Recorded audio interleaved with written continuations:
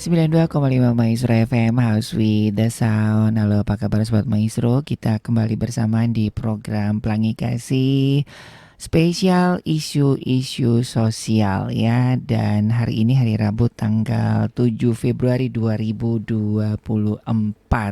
Dan iya, di Pelangi Kasih spesial isu-isu sosial ini kita akan membahas seputar isu-isu yang ada di sekitar kita. Dan hari ini tuh lumayan isunya cukup panas ya. Karena ini menyangkut masa depan bangsa, karena tahun 2030 sekian begitu ya, Indonesia kan mendapatkan bonus demografi. Tapi di bagian lain ada masalah yang cukup urgent dan bisa dikatakan Indonesia sekarang itu darurat pernikahan anak begitu. Dan tahun 2023 aja ada sekitar 65.000 pengajuan dispensasi pernikahan anak, dan yang disetujui sebesar 61.000 anak. Anda bayangkan Sobat Maestro ya. Nah, kira-kira ada fenomena apa nih di balik maraknya dispensasi pernikahan anak? Nah, sudah bersama-sama dengan saya ada mahasiswi dari Universitas Islam Negeri Sunan Gunung Jati Bandung, Awistri dan Intan, mahasiswi semester 4. Ya, halo. Semester 4, semester 5. Semester 5. Oke, dan Sobat Maestro juga bisa menyaksikan siaran kami langsung di Maestro Radio Bandung YouTube channel ya. Oke, bagaimana nih menurut Anda ini sebagai mahasiswi ya? Karena kan cukup banyak anak-anak yang seharusnya masih mengenyam pendidikan terpaksa harus dinikahkan.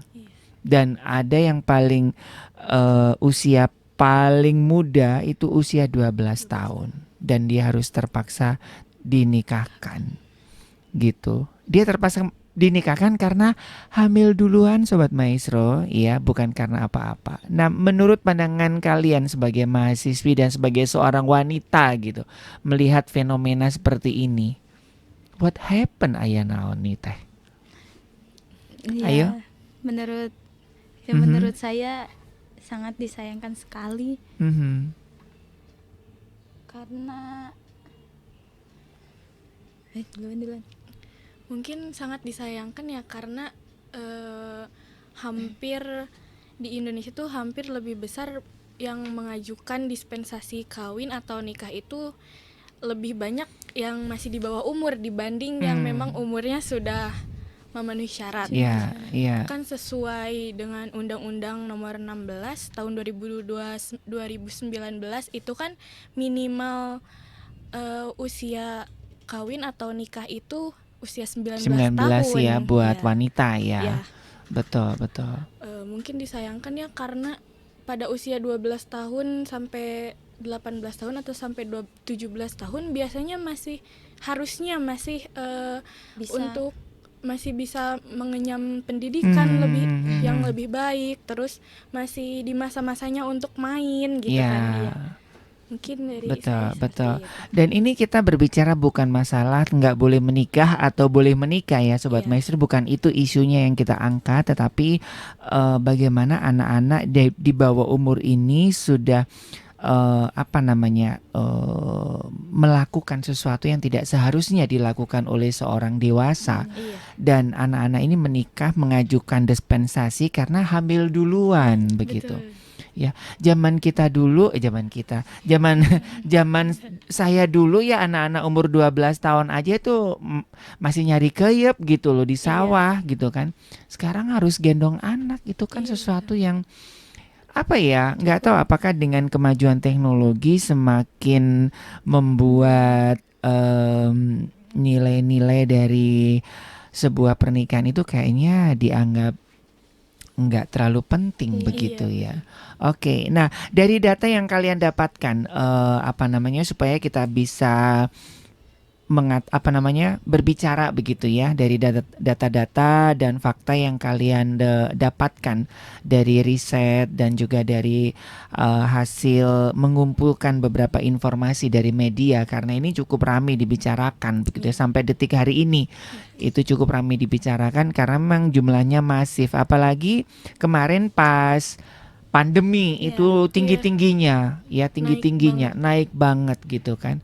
Apa mungkin karena nggak ada mainan jadi mainin tetangganya, mainin hati, gabut gitu ya. Oke, data yang kalian dapatkan seperti apa nih? Menurut data yang kita dapatkan, Mhm. anak-anak sekarang itu yang masih di bawah umur ini sudah bermain gadget. Bisa juga dari bermain gadget itu mereka mendapatkan apa yang harusnya mereka belum tahu gitu. Oh, Kayak jadi artinya dengan banyaknya anak-anak main gadget ini akses Iya. untuk mendapatkan informasi, terus dengan media sosial, kenalan dengan ABCDFG begitu ya. Oke, oke. Betul. Jadi itu salah satu pengaruhnya begitu itu ya. pengaruhnya. Oke, terus apa lagi nih? Mungkin ya pada tahun 2022 juga udah tercatat 5.523 kasus perkawinan anak di Jawa Barat gitu. Itu menurut Itu di pemerintah. Jawa Barat aja ya. Iya, di Jawa keseluruhan. Barat aja. Oke, oke. Dan memang Jawa Barat menjadi salah satu provinsi dari 10 besar Iya. dari provinsi Masuk yang ada 10 di besar. Indonesia begitu ya. Dan di seluruh di Indonesia itu tercatat 55.000 sekian Iya. di tahun 2022. 2023 ini agak turun sedikit aja, hanya sekian persennya doang begitu. Tapi masih di angka 50 ribuan. Iya. Begitu. Jadi kalau 5.000 berarti 10%-nya ya di Jawa Barat ya. Oke. Apalagi nih data yang bisa kita hadirkan kepada Sobat Maestro nih? Nih di Jateng. Untuk data selanjutnya kita ada dari pemerintah. Pemerintah menargetkan tahun 2023 ini tidak ada lagi peristiwa perkawinan anak di Indonesia yang yang ada di Jawa Tengah. Itu untuk yang di Jawa Tengah. Yang di sih. Jawa Tengah ya. Iya. Jadi targetnya 2023 kemarin. Iya. Betul. Tapi fakta yang ada masih ada Masih ada lebih saja. dari ribuan pengajuan begitu ya. Oke, dan ini memang dari Kementerian Pemberdayaan Perempuan dan Perlindungan Anak ya menyatakan bahwa Indonesia sedang darurat pernikahan anak begitu ya, dan juga termasuk Ikatan Perempuan Indonesia beserta Badan Riset dan Inovasi Nasional sedang menyusun sebuah undang-undang begitu untuk melindungi anak-anak, khususnya anak-anak wanita sih yang rentan. Iya. Begitu, dan ini memang disuarakan itu ya, karena memang yang rentan dalam sebuah pernikahan anak ini adalah wanita. Benar, karena dan dari yang diajukan ya dari 50 ada di satu kota ya, sangat sebutkan itu ada di Jawa Timur. Dari bulan kemarin itu 50 orang dalam satu hari, 50 orang pengajuan dispensasi dan disetujui, dan tidak lama kemudian mereka berakhir dengan perceraian. Iya. Begitu ya, jadi memang ini sangat riskan ya Sobat Maestro ya. Oke, apalagi yang bisa disampaikan nih kepada Sobat Maestro nih? Untuk faktor-faktornya dari untuk faktor dari orang tua mungkin ya, anak-anak itu dikhawatirkan oleh orang tuanya kalau nanti dia bakal mengenal dunia bebas gitu. Jadi bisa seorang tua itu mengajukan pernikahan dispensasi pernikahan itu. Terus ada juga ya yang tadi dibahas tentang hamil duluan itu juga untuk menutupi aib kayak gitu. Ku hamil duluan gitu kan. Iya, Sampai ada di lagunya. aniin lagunya gitu kan. Oke. Dan oke, sebelum kita bahas mengenai faktor-faktor kenapa anak-anak bisa seperti itu, sebetulnya dispensasi pernikahan sendiri itu apa sih? Dispensasinya. Dispensasi. Pernikahan atau kawin itu setahu saya yang udah baca di Kemenag, di Kementerian Agama, merupakan upaya bagi masyarakat yang ingin menikahkan seseorang namun belum Cukup usianya umur. menurut undang-undang yang udah disahkan. Iya. Gitu. Nah, jadi undang-undang pernikahan di Indonesia yang dulunya wanita boleh umur 16 terus Iya. kan dirubah Dirubah. menjadi 19 buat wanita dan 21 buat pria. pria begitu ya. Nah, tetapi dengan adanya banyaknya kasus-kasus hamil duluan di usia di bawah 19 tahun, makanya ada undang-undang yang memberikan dispensasi kepada masyarakat. Tapi ini bukan memperbolehkan loh ya. Ini Iya. dengan kasus-kasus dengan ya itu tadi, makanya dibuat undang-undang ya, ada pengajuan dispensasi gitu Hanya ya. untuk urgensi Hanya- tertentu ya. Dibilang urgensi ya gimana ya? Iya. Tapi ya udah kejadian ya. Nah, jadi kembali lagi ini bukan masalah boleh menikah atau tidak boleh, tetapi bagaimana fenomena ini ya tidak terus berulang sekalipun ada payung hukumnya. Gitu kan, bukan berarti payung hukum itu adalah ya udah kan ada undang-undangnya, ya udah aku Iya. boleh dong gitu kan, bukan seperti itu ya Sobat Maestro ya. Nah, jadi dispensasi pernikahan anak ini adalah bagaimana ketika keluarga mendapati anak-anak sudah hamil duluan dan ya daripada ABCDFG, tapi memang ini cukup panjang sih. Apakah dengan pernikahan itu akan menyelesaikan masalah kan? Tidak. Faktanya tentu iya, tidak gitu, kan? Tidak. Iya kan? Iya. Apakah harus dinikahkan? Tapi memang itulah ya orang Indonesia ya. Jadi Indonesia. ketika anaknya sudah hamil, ya mau nggak mau harus nikah. Iya. Tapi kan itu bukan solusi terbaik gitu kan. Nah, kalau nggak dinikahkan, nah kumaha atuh kan aib dan segala macem Iya, gitu iya. kan. Nah, makanya dibuatlah undang-undang dispensasi pernikahan ini, dan regulasinya cukup rumit sih sebetulnya ya. Tapi ini mengakomodir begitu ya. Nah, tadi sudah disampaikan sama Awistri dan Intan begitu ya, salah satu faktor kenapa sih anak-anak itu sampai bisa di umur-umur yang masih 12 tahun ya, paling kecil itu 12 tahun. Karena sekarang masa menstruasi anak remaja 9 tahun 9 itu sudah tahun, menstruasi iya. loh. Ya, SD anak SD, iya ya, SD, betul anak SD. Dan ini juga hati-hati ya buat Sobat Maestro ya, yang memiliki putra putri gitu, karena nanti akan di next issue saya bertemu dengan, maaf dalam tanda kutip, germo yang memperdagangkan anak-anak SD dalam seks komersil. Iya. Dan itu ada di Bandung gitu. Iya. Anda bayangkan anak-anak usia SD 9 tahun, 10 tahun, mereka sudah masuk dalam ranah prostitusi. Itu mengerikan dan nyesek. Dan itu jumlahnya bukan Sedikit. puluhan, bukan belasan, tapi ratusan di Kota Bandung. Gitu ya. Nah, itu salah satunya untuk adanya dispensasi itu ya. Jadi hati-hati dengan gawai, salah satunya dengan gawai. Begitu kan, dengan media sosial yang begitu mudah diakses dan juga banyak orang-orang yang memanfaatkan itu. Iya. Oke, nah apalagi nih kira-kira dari pengamatan kalian mengenai pernikahan di bawah umur begitu? Ketakutan orang tua. Biasanya kan orang tua yang kekeh, yang malu, yang takut gitu kan. Makanya orang tuanya yang pengajuan.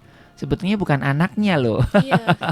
Dari beberapa kasus kan Iya. bukan anaknya yang pengajuan gitu. Nah, Orang tuanya yang mengajukan. begitu. Ya karena anak 12 tahun gimana caranya ngurusin Ngurus rumah tangga. ngurusin diri sendiri aja bingung Iya. gitu kan. Kalau orang ada pepatah bilang apa namanya, kencing aja belum lurus gitu Iya. kan, mau ngurusin rumah Rumah tangga tangga. gitu. Tapi ya sudah kejadian ya, Iya. ini udah kejadian. Nah, oke. Jadi biasanya orang tua yang mengajukan itu. Iya. Dan faktor penyebabnya karena memang ya itu tadi dengan gadget. Iya. Iya. Oke. Dengan Apalagi? gadget. Terus Hamil duluan. ada juga data yang kita dapat itu Mhm. di kampung, di daerah-daerah terpencil gitu, kebanyakan orang tua juga menganggap kalau sekolah itu tuh hanya formalitas saja. Jadi walaupun Oh. anaknya masih sekolah pun bisa saja, walaupun karena sangat khawatir gitu, bisa saja orang tua itu langsung mengajukan pernikahan itu walaupun anaknya itu masih di bawah umur. Masih di bawah umur. Iya, cuman ya jadi karena kekhawatiran orang tua gitu. Oke, dan ada di beberapa tradisi yang mungkin edukasi mengenai kehamilan dan juga pernikahan dari keluarga itu kan juga masih minim Iya. begitu ya. Ada yang mengatakan bahwa kalau anak udah menstruasi berarti siap Udah nikah. Siap menikah. Iya. Tapi kan nggak begitu konsepnya. Iya.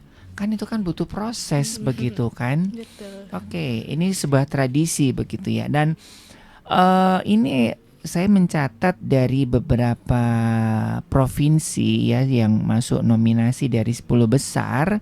Ini ada Nusa Tenggara Barat, Gorontalo, Kalimantan Barat, Sulawesi Tengah, Maluku Utara, Sulawesi Utara, Sulawesi Barat, Sumatera Barat, dan Kalimantan Selatan. Jadi ini menurut pusat data Badan Pusat Statistik 2023. Ini 10 provinsi terbesar. Sebetulnya kalau mau dirunut Jawa Timur, Jawa Tengah, dan Jawa Barat juga hampir semua provinsi masuk. Tapi memang ini ada yang mengatakan memang daerah-daerah yang mungkin masih kurang tersentuh dengan kemajuan Iya, teknologi, justru tingkat pernikahan dininya tuh lebih tinggi, Lebih tinggi. begitu. Ya mungkin karena itu tadi budaya tadi ya, begitu Iya. anaknya udah menstruasi, wah anakku udah siap nikah nih gitu. Iya. Padahal bukan Nggak seperti kayak gitu. itu ya. Oke. So- Terus apa lagi nih? Karena Itu dari sisi budaya. terus mungkin ini pandangan orang tua terhadap pendidikan kali ya, karena kalau masih di yang belum terjamah sosial media, terus pendidikan yang masih jarang, yang masih rentan pendidikan, biasanya berperspektifnya kalau perempuan nggak usah punya pendidikan Sekolah yang tinggi-tinggi tinggi-tinggi lah, gitu kan ya. ya. Kebanyakan di luar daerah yang masih belum ini seperti itu perspektifnya. Iya, betul. Di tetangga saya juga suka. Saya juga hari ini juga masih dengar Iya. sekolah S2, S3 juga paling juga di dapur, di Keluar, kasur balik dan lagi di ke sumur dapur, gitu kan, dan mau gitu. ngapain juga gitu kan. Itu masih ada loh kayak begitu. masih. Daripada udah di sekolah yang tinggi-tinggi, abisin duit jual sawah, toh ujung-ujungnya juga Jadinya kawin nikah, lagi Iya, gitu kan. masih banyak yang seperti itu. Betul. Dan ini yang harus dipatahkan begitu ya, harus dihilangkan begitu ya. Oke. Jadi itu ya sempitnya pandangan pendidikan orang tua. Iya. Tapi memang dari alasan tertinggi adalah nutupin aib sih. Iya, Karena udah karena Udah ya, tekdung terlanjur. gitu ya. Tapi sebetulnya masalahnya itu adalah pendidikan seksualitas sekarang itu kan masih minim begitu kan.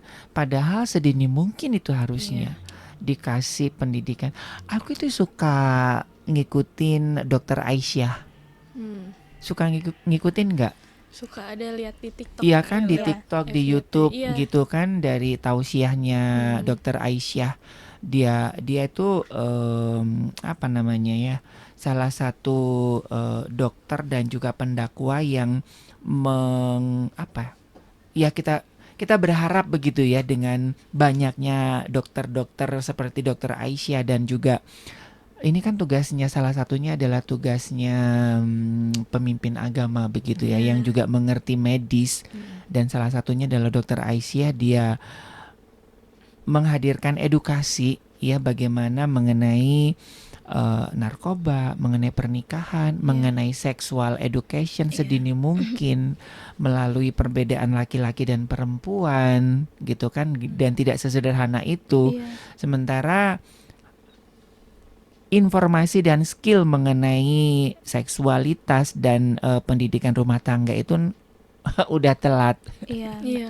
informasinya, harusnya sedini Terlambat. mungkin begitu ya. Itu bagus banget loh. Ya harus saya aja ngikutin tuh. Jadi udah kayak kuliah berapa semester gitu. Jadi saya kalau udah mau tidur, saya ikutin beliau begitu. Jadi itu kan universal ya, pengetahuan yang universal begitu mengenai keluarga begitu. Ya. Nah, itu aib itu seringkali orang tua. Tapi ada orang tua yang mana sih? Anak gua hamil. Iya, Nggak ada sih. nggak ada sih. Nggak ada yang harusnya. seneng gitu kan. Dan itu memang jadi sebuah dilema juga bagi keluarga. Kalau nggak dinikahin enak yang laki-laki dong. Iya. Nggak Gitu. Tidak ada jawab. ya. Nggak tanggung jawab. Iya. Nah, salah satu bentuk tanggung jawab adalah dinikahkan. Sebetulnya dinikahkan emang udah selesai? Enggak gitu ya. Oke. Nah, terus apa lagi? Ini juga termasuk dalil agama, ini juga seringkali santer juga begitu ya. Ya udah, daripada anak-anak kecil pacaran, daripada nanti berbuat yang enggak, kawinin aja deh. Iya. Itu masih ada nggak sih di daerah kalian gitu? Kalau di daerahku masih ada. Masih Di sama. daerah yang lingkupnya Agak pinggiran ya. Iya. Di Masih pedesaan sih kayak kebanyakan. gitu. Masih kebanyakan sama seperti itu perspektifnya. Oke. Nah, seperti itu ya Sobat Maestro ya.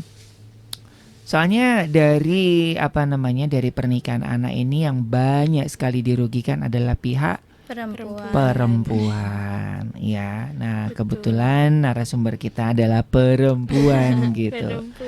Kalian harus menyuarakan ini loh. Iya. Iya kan? Jadi ini penting sekali karena memang yang dirugikan adalah pihak perempuan. Iya. Kebanyakan yang paling rugi. Bukan kebanyakan dan memang Hampir ya Pak, ya sudah takdir bukan takdirnya ya. Tapi memang seperti itulah. Jadi memang ini pentingnya ya, khususnya buat para orang tua yang memiliki anak perempuan, benar-benar harus dijaga ya. Nah, kalian makanya ya kalau ada orang tua ngomel-ngomel dengerin aja ya. Iya. Kalau kejadian kayak begini siapa yang susah gitu. Orang tua juga yang susah. Tapi ini juga ada pro dan kontra ya. Aku nanganin anak-anak yang hamil, ya anak-anak SMA yang hamil, dia malah seneng gitu. Karena ada masalah keluarga, karena dia tidak dianggap di rumahnya. Gitu. Jadi kita kaget gitu kan. Kok lu seneng sih nih hamil? Iya dong, aku kan bisa ngerawat baby, aku dibutuhkan baby gitu. Sementara di keluarganya itu dia nggak dianggap ada gitu. Ini kan bahaya kan. Wanita-wanita, anak-anak yang mungkin tidak mendapatkan kasih sayang di keluarganya. Jadi artinya ini kan bukan masalah hamil di luar nikahnya, bukan masalah dispensasi nikahnya, tetapi kan bagaimana keluarga mengedukasi mengenai seksualitas gitu kan, dan bagaimana menempatkan anak-anak ini dalam keluarganya gitu. Dan itu ada beberapa loh yang dia hamil seneng dong Kak Ari gitu. Dan itu juga sempat baca di salah satu platform media sosial, kalau ternyata emang itu jadi salah satu faktor yang mempengaruhi terjadinya pernikahan dini. Karena yang kalau istilah sekarang kenalnya broken home. Iya. Kurang kasih sayang. Iya. Walaupun orang tuanya nggak pisah, tetapi keberadaan anak itu nggak dianggap ada gitu. Nggak diperhatikan, nggak dibutuhkan gitu. Jadi ketika anak, nah ini kan seringkali dijadikan si laki-laki yang nggak bertanggung jawab. Wah ini nih bocah ini nih gitu kan. Dan aku juga menangani beberapa anak yang dia ngerasa nggak pede, nggak diterima. Terus bagaimana caranya dia bisa diterima di komunitasnya? Ya gua kasihlah badan gua ke kelompok itu supaya diterima gitu. Kan kasihan banget kan. Sebetulnya dispensasi pernikahan ini tuh hanya apa ya? hanya hanya hanya ujung daripada masalah di bawah sebenarnya Iya, gitu kan. betul. Jadi masalah pendidikan dan juga penerimaan anak dalam keluarga begitu kan. Oke. Apalagi nih? Ini banyak loh sebetulnya yang dibedah ya. Banyak. Oke. Nah, kira-kira dari akibat yang tadi kan sempat disinggung ya, yang banyak sekali dirugikan adalah pihak wanita. Kalau laki-laki mah ya udah. Tidak terlalu banyak. Dari Komisi Anak dan Wanita ini kan mengingatkan ini. Ini tuh ada banyak banget yang dirugikan adalah pihak wanita. Oke, termasuk tadi sudah disinggung masalah pendidikan. Mau tidak mau mereka harus berhenti, putus. Iya. Yang laki-lakinya kan enggak. Ya sekalipun ada beberapa sekolah yang masih mengizinkan. Ya, tapi kan malu atuh. Iya. Sekolah Sekolahnya SMP juga. sambil hamil gitu kan. Walaupun ada beberapa sekolah yang mengizinkan. Tapi kan Anda bayangkan misalkan ya kamu sendiri amit-amit jebang bayi gitu ya. Sekolah kuliah sambil hamil gitu. Kan Malu sih. malu Iya, kan. malu. Walaupun dari pihak kampus Mengizinkan. iya, aku kemarin 2 tahun yang lalu juga mendampingi anak-anak yang untungnya COVID. Iya. Jadi ketika orang Iya. tuanya telepon, dia kan hanya pakai atas, Iya. Iya. hanya mukanya doang. Padahal dia tuh lagi hamil besar, gitu. Ketolong seperti itu. Itu kan, ya walaupun sekolahnya dia nggak di drop out, tetap ada perlindungan Iya. kan. Tapi kan, Tetap aja. iya beban sosial gitu Iya. kan. Beban sosialnya pasti bertambah Iya. juga. Nah, Nanti itu. kesehatan mentalnya. Kesehatan yang mentalnya. kena, iya. Anak zaman sekarang udah kena mental tuh. Iya, dikit-dikit. Kena mental gitu kan. sedikit. Dan itu yang wanita loh yang kena mental. Iya. Laki-lakinya mah ketawa-ketiwi Iya. aja. Dia bisa masih melanjutkan sekolah loh. Iya kan? Walaupun dan bangga gitu. Iya. Ini buat kita miris loh. Jadi kayak bangga banget gitu. Iya, jadi kayak sebuah pencapaian, sebuah prestasi gitu. Dia bisa menghamili anak orang gitu. Iya. Wow, ini adalah tugas Anda sebagai mahasiswa Universitas Islam Negeri. Memberikan edukasi dan seorang jurnalistik gitu kan. Aduh, lagi-lagi yang gak begitu. Dan itu bener loh. Saya ada mendampingi anak laki-laki dan dia bangga banget bisa menghamili anak orang tanpa memikirkan tanggung jawab, etika dan moral, dan juga agama Iya. gitu. Wow, keren. Sangat disayangkan.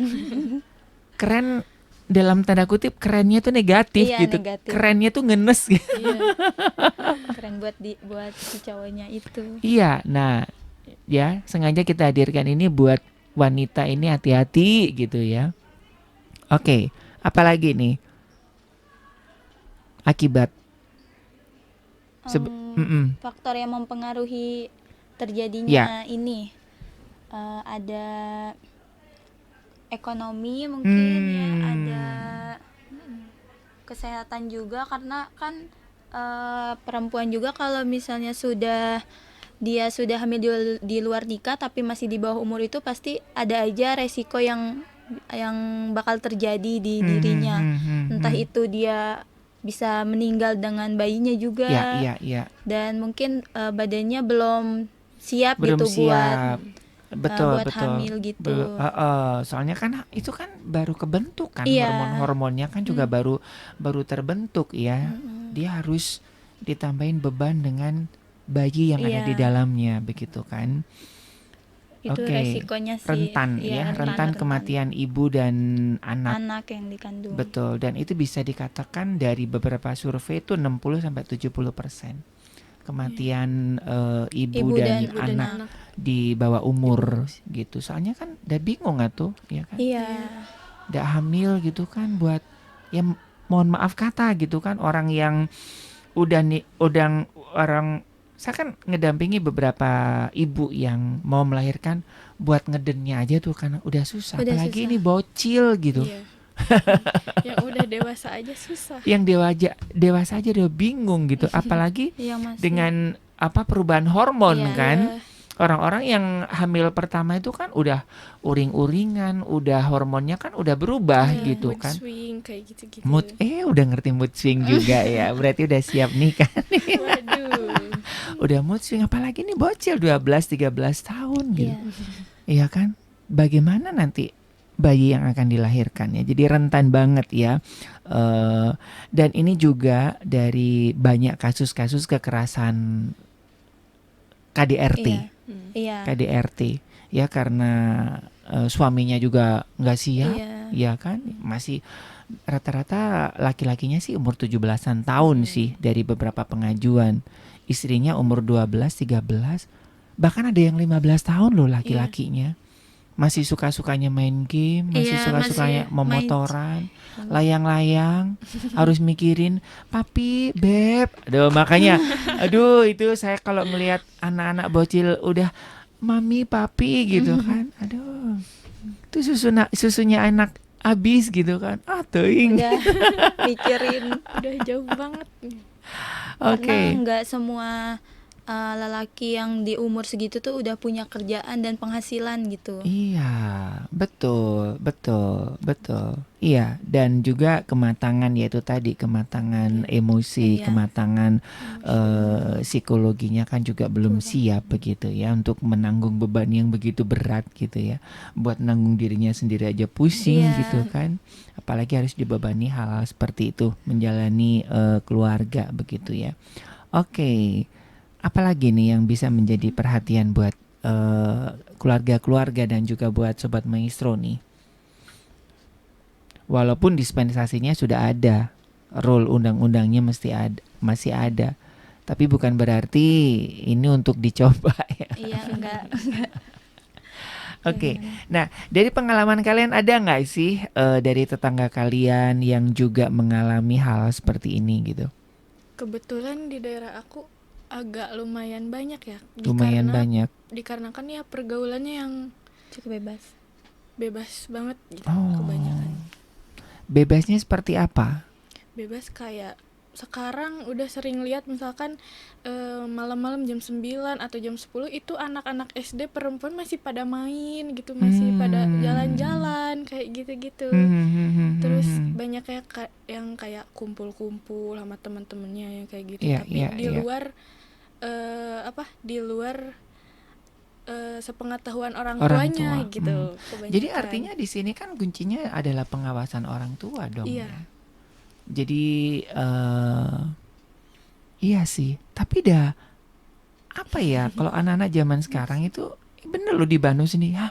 Jam 7 mesti harus di rumah. Iya, kayak enggak deh. Mungkin itu juga pengaruh dari kelompok-kelompoknya. Iya. Itu kan suka ada beberapa anak-anak yang aku kan juga ngajar anak SMP dan SMA gitu.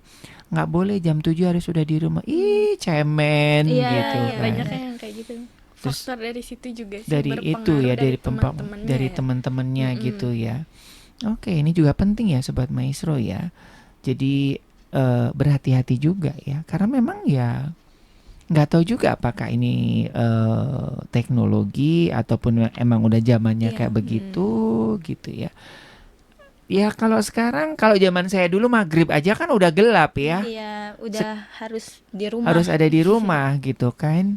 Jam sekarang aja jam 12 malaman udah masih caang. Iya, Masih ada orang banyak. jualan rame. gitu kan. Masih rame gitu kan. Masa kita harus Sekarang-sekarang. tidur gitu kan. Iya. Nah, ini kan juga walaupun ada beberapa aturan, ini juga sebetulnya bukan hanya tugas keluarga, tapi semua lini masyarakat ya. Kan soalnya ada di mall anak yang berseragam nggak boleh masuk di mall Iya, misalnya. Tapi faktanya nggak sedikit Iya. gitu kan yang berkeluyuran di sana. Terus juga ada beberapa tempat yang ya dilema juga sih. Kalau nggak boleh nggak laku, Iya. kalau boleh dah gimana gitu ya. Kebablasan. Tapi memang ini ya dari pemerintah dan juga masyarakat juga harus saling bersinergi tentunya ya. Oke, dan ini memang sudah digaungkan ya bahwa memang Indonesia adalah darurat pernikahan anak begitu. Nggak tahu tahun 2024 ini sudah dapat bocoran nggak sih? Berapa data statistiknya? Belum ada untuk 2024-nya. Di Kita data belum pusat dapat. statistik belum muncul. Belum Iya, muncul, belum. iya betul. Tapi memang tidak terlalu turun sih. Ya dari WHO sendiri juga Iya. turun, dari UNICEF. Ya. UNICEF ya yang buat anak-anak ya, bukan UNESCO ya. Iya. Indonesia memang dia mengalami penurunan, tapi masih dikit, Minim. hanya 3% turunnya dibanding tahun 2023. 23. Jadi masih di atas 50.000 per tahun. 50.000 Anda bayangkan? Itu cukup Anak-anak banyak. Anda. Banyak apa? Oke. 50.000. Nah, kira-kira apa yang bisa kalian sampaikan kepada publik begitu terkait dengan Indonesia darurat pernikahan anak ini? Dari aku sih, Dari opini kalian dari sendiri. opini kita harusnya lebih diperbanyak lagi untuk edukasi seks kayak gitu, untuk Sexual ya, education ya. di kalangan remaja SMP, SD juga sebenarnya bisa untuk Iya, betul. memberikan edukasi seperti Iya, itu. sekarang kan umur 9 tahun tuh kayak SD ya. Iya. SD sudah menstruasi. Sudah. Sudah waktunya menstruasi. Oke. Itu bisa diperbanyak lagi sih, untuk orang tua juga bisa lebih memperhatikan lagi anak-anaknya, apalagi perempuan gitu. Mungkin dipatahkan juga ya tentang perspektif yang perempuan pendidikannya nggak usah tinggi-tinggi, terus Ujungnya di dapur ya, gitu. mungkin bisa lebih ngelihat lebar lagi keluar kalau perempuan tuh juga harus loh punya pendidikan tinggi. Karena kenapa ya? Nanti perempuan mengandung anak, dan anak itu kan membutuhkan edukasi juga. Betul. Masa anak kita nanti bertanya, kita serba nggak tahu apa-apa, kan nanti kita juga yang repot ya. Betul. Terus betul. mungkin lebih diperhatikan lagi pergaulannya dan media sosial anak-anaknya sendiri ya. Meskipun itu emang sudah diberikan gadget sendiri ataupun apa, sebisa mungkin kita orang tua bisalah untuk mengecek atau melihat apa saja sih yang dilihat anak kita, apa saja yang anak kita berinteraksi dengan siapa aja gitu sih kayaknya. Betul. Iya. Dan wanita ini kan adalah kalau dalam sisi psikologi bahwa wanita ini adalah penjaga sarang gitu ya. Jadi kalau misalkan setuju tadi disampaikan bahwa ya wanita harus cerdas gitu. Karena kecerdasan anak itu 90% diturunkan oleh ibunya. Kalau ibunya nggak cerdas, ya bagaimana? Ya kan, 9 bulan anak bersama dengan ibu, terus juga ketika anak ya katakanlah lahir, anaknya nanya ini, nanya apa sih? Mama juga nggak tahu gitu kan. Generasi seperti apa yang akan dilahirkan begitu ya. Oke, iya, terima kasih ya buat Awistri dan juga Intan ya, yang sudah menemani saya ngobrol-ngobrol ya. Dan ini memang menjadi satu PR bagi kita semuanya ya Sobat Maestro ya. Dan sekali lagi bahwa untuk tahun 2021 sudah tercatat 65.000 kasus, tapi yang disetujui 61.000. Tahun 2022 itu juga tercatat 50.000 kasus pengajuan, yang disetujui juga sekitar 52.000. Dan di tahun masuk 2024 ini sudah ada hampir di atas 50.000 pengajuan begitu ya. Dan pengajuan permohonan menikah pada usia anak ini lebih banyak disebabkan oleh permohonan perempuan yang sudah hamil duluan, dan faktor dari orang tua yang menginginkan anak mereka segera menikah karena sudah memiliki pacar gitu ya. Nah, jadi bukan berarti anak Anda yang sudah punya pacar artinya sudah harus menikah begitu ya. Jadi ini harus menjadi perhatian kita semuanya ya Sobat Maestro ya. Jadi bukan hanya tugas satu lembaga, tetapi khususnya ini penting bagi keluarga ya, supaya ya karena keluarga adalah garda terdepan ya bagi pertumbuhan anak-anak ya, bagi semua, termasuk juga sexual education ini ya. Baik Sobat Maestro, semoga ini juga bisa menjadi perhatian kita semuanya untuk stop ya, untuk ya minimal nggak ada lagi lah ya tetangga kita kiri kanan. Dan ketika tapi memang ini sebuah dilema sih ya. Nah maaf, ndak kumaha atuh anaknya udah hamil gitu kan. Tapi memang ini menjadi sebuah dilema bahwa menikahkan anak yang sudah hamil di bawah umur juga bukan sebuah pilihan gitu. Itu hanya menyelesaikan masalah sesaat, tapi masalahnya makin panjang gitu ya. Nah, mungkin buat Anda yang juga sedang ada masalah-masalah seperti ini ya, lebih baik dirundingkan dengan pihak-pihak yang grogi. Dengan pihak-pihak yang lebih mengerti ya, dari konselor gitu kan, bagaimana caranya supaya bisa mendapatkan penanganan yang lebih baik begitu kan.